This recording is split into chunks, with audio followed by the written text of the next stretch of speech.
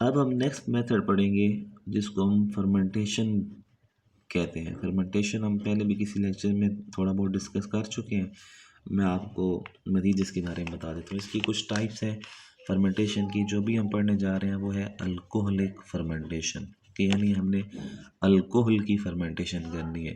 तो ये एक ऐसा रिएक्शन होता है जिसमें हम अल्कोहल्स लेते हैं या शुगर्स ले सकते हैं। तो अल्कोहल्स को किसी माइक्रो ऑर्गेनिजम्स की मौजूदगी में, लेट्स सपोज मैं कहता हूँ यीस्ट, या हम बैक्टीरिया ले सकते हैं, ये ज़िंदा चीज़ें हैं, और जर्म्स की शक्ल में हम कह सकते हैं बैक्टीरिया है, यीस्ट है, ये इस अल्कोहल को कन्वर्ट कर देते हैं एसिड में। मैं सिर्फ एसिड लिख रहा हूँ, कार्बोक्सिलिक एसिड्स में कन्वर्ट कर देते हैं। तो इसको बोला जाता है फर्मेंटेशन।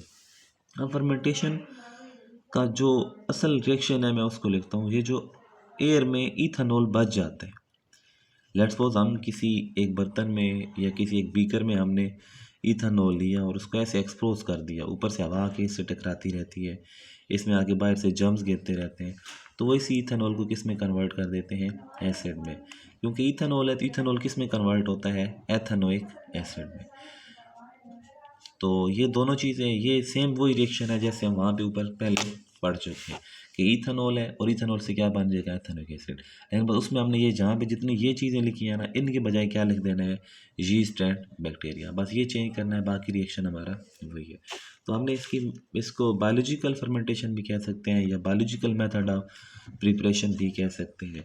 अभी हम पढ़ेंगे जनरल रिएक्शंस के बारे में। तो जो इसके रिएक्शन है, रिएक्शन मेनली इसके दो तरह के हैं। तो मैंने वहाँ पे डिस्कस किया था, पहला रिएक्शन है सॉल्ट फॉर्मेशन। ये बहुत आसान से रिएक्शन है, इसके समझने में भी याद करने में भी। तो लेट्स सपोज मैं आपके सामने कोई भी एसिड लिखता हूँ। पहले हम एक कार्बन वाला लिख लेते हैं, फिर मैं 3 कार्बन वाला लिख लेता हूँ, CH3 CH2 C double bond OH। इसका अगर हम रिएक्शन कराएं किसी भी मेटल के साथ, किसी भी मेटल के साथ रिएक्शन कराएं, लेट्स सपोज मैं इसका पहला रिएक्शन करवाता हूँ मैग्नीशियम के साथ। तो मैग्नीशियम क्या करता है, मैग्नीशियम के ऊपर, मैग्नीशियम की वैलेंसी होती है 2, ये याद रखिएगा। मैग्नीशियम हमेशा 2 पॉजिटिव चार्ज बनाता है, ये 2 बॉन्ड बनाता है, तो इसने 2 बॉन्ड बनाना है। ये जो H है आपने इसको निकाल देना है।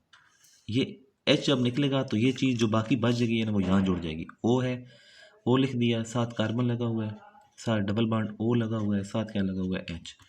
मैंने आपको बोला कि इसे 2 बॉन्ड बनाने हैं, तो हमें ऐसे 2 मालिक्यूल चाहिए होंगे। एक मालिक्यूल ऊपर लग गया, जो दूसरा मालिक्यूल है इस तरह उसका भी H निकल जाएगा, O C। ये डबल बॉन्ड जो ऊपर लगा हुआ है हम उसको नीचे भी लगा सकते हैं, साथ क्या लगा हुआ है, H। तो ये 2 मालिक्यूल इसके साथ लगे, हम इसको इस तरह भी लिख सकते हैं, MCHCO, और ये भी O है, डबल O, और ऐसे एक ऊपर लगा हुआ और ऐसा एक नीचे, तो हम इसके साथ लिख लेंगे 2, क्योंकि ये 2 सेम है ना, तो हम इसको ब्रैकेट में एक इकट्ठा लिख देंगे, और साथ क्या लगा हुआ है, मैग्नीशियम। और क्योंकि इसका कॉमन नेम था फार्मिक एसिड, फार्मिक एसिड था ना, और ये साथ मैग्नीशियम है, तो हम इसका नाम इस तरह लिखेंगे, मैग्नीशियम, और साथ हम लिख देंगे फॉर्मेट, मैग्नीशियम फॉर्मेट। जब भी, और हम इसको बोलेंगे सॉल्ट, जब किसी कंपाउंड में एक कैटाइन मौजूद हो और एनाइन मौजूद हो, कैटाइन और एनाइन, जिनके ऊपर पॉजिटिव का चार्ज हो उनको कैटाइन बोलते हैं, और जिनके ऊपर नेगेटिव का चार्ज हो उनको एनाइन बोलते हैं। तो ऐसा कंपाउंड जिसमें कैटाइन और एनाइन मौजूद हो हम उसको सॉल्ट बोलते हैं।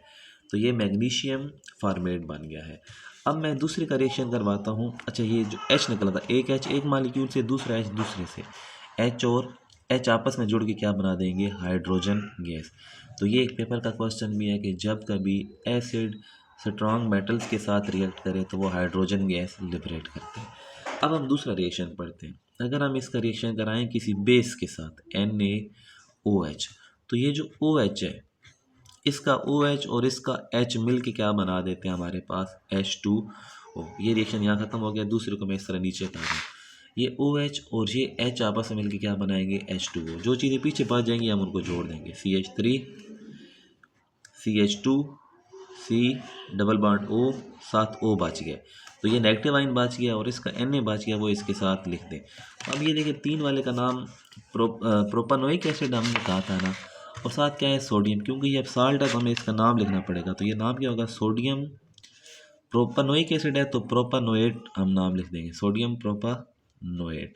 तो ये था इसके कॉमन रिएक्शन जो पहले वाला सॉल्ट फार्मेशन का था, कि जिसमें अगर ये मेटल्स के साथ रिएक्शन करे या बेसिस के साथ रिएक्शन करे तो ये सॉल्ट फार्मेशन करता है। सॉल्ट फार्मेशन में सिंपल क्या होता है, सिर्फ एंड वाला हाइड्रोजन टूटता है, वो H निकल जाता है, वो हाइड्रोजन गैस बनाए, अगर बेस के साथ रिएक्ट करेगा तो वो H2O बनाएगा।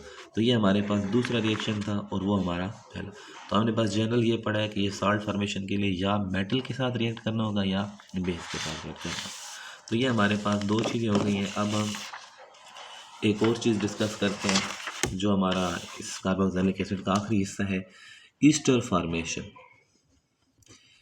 ईस्टर फार्मेशन को स्टेरिफिकेशन भी बोला जाता है। ये बहुत मज़े का और बहुत इम्पोर्टेंट रिएक्शन है हमारे समझने के लिए।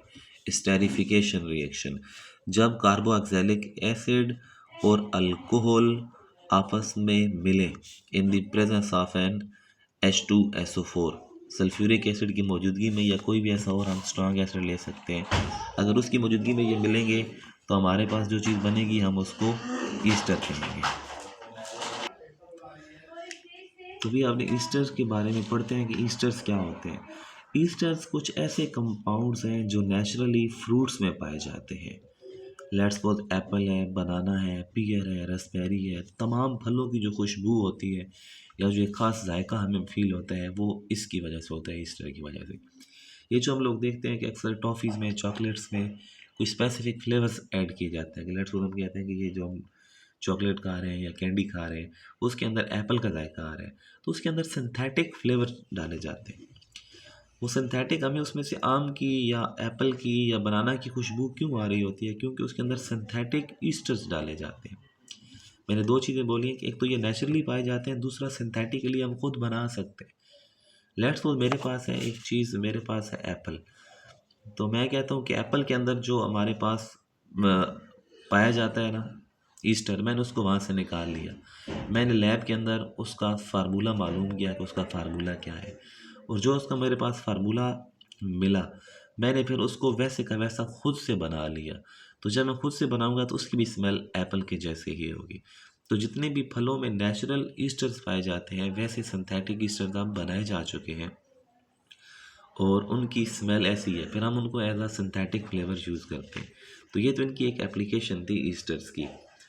अब हम इसका रिएक्शन पढ़ते हैं। ये देखिए मेरे पास दो कार्बन वाला एसिड है, CH3 C double bond OOH, और दूसरा हमारे पास मौजूद है, मैं एक अल्कोहल लेता हूँ CH3, मैं इसको ज़रा उल्टा करके लिखता हूँ, इस तरह मुँह करता हूँ CH3 CH2OH।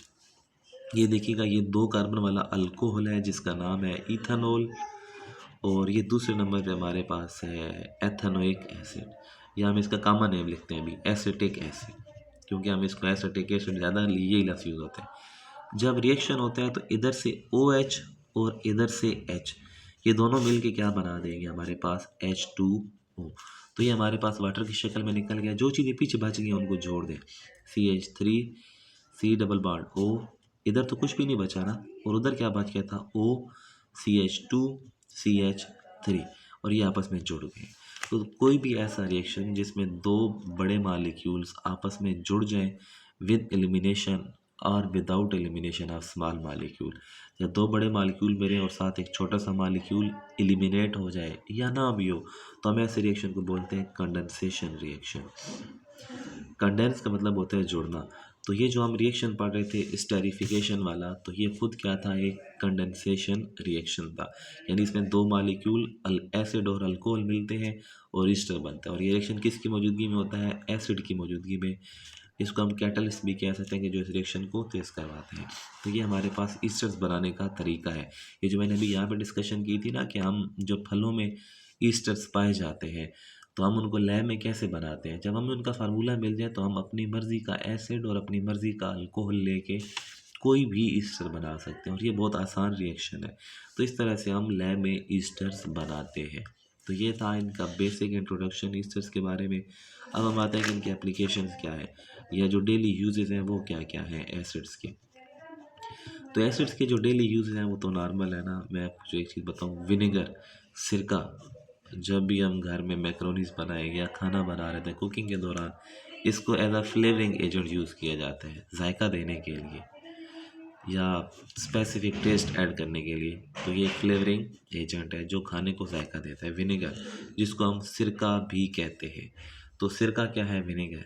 इसमें 5% एसिटिक एसिड होता है। 5% एसिटिक एसिड है। ये जो अभी हमने बनाया था 2 कार्बन वाला जो एसिड है, जिसको हम एथेनोइक एसिड भी कहते हैं। और बाकी क्या होता है? वाटर मौजूद होता है या कुछ और इसमें चीज़ें केमिकल ऐड किए जा सकते हैं।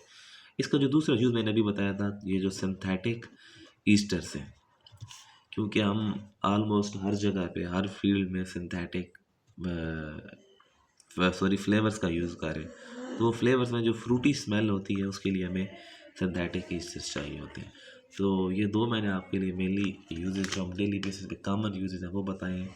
एक और जो चीज़ है जो हम ऑलिव ऑयल यूज़ करते हैं, जैतून का तेल यूज़ कर रहे होते हैं, उसके अंदर भी ईस्टर पाए जाते हैं। तो अगर हमसे क्वेश्चन पूछा जाए कि हमारे किचन में कहाँ कहाँ पे ये चीज़ें इस्तेमाल होती हैं, तो जो भी हम फ्रूटी स्मेल यूज़ कर रहे हैं, फ्लेवर यूज़ कर रहे हैं कुकिंग के दौरान, ऑलिव ऑयल यूज़ कर रहे हैं, विनेगर यूज़ कर रहे हैं, तो वो सारी चीज़ें क्या हैं? ईस्टर है। एक और मैं आपको एंड पे चीज़ बता दूं, साबुन बनाने के लिए जो सोप फैक्ट्री है या डिटर्जेंट्स बनाने के लिए भी हमारे पास कार्बोक्सिलिक एसिड्स का ही इस्तेमाल किया जाता है।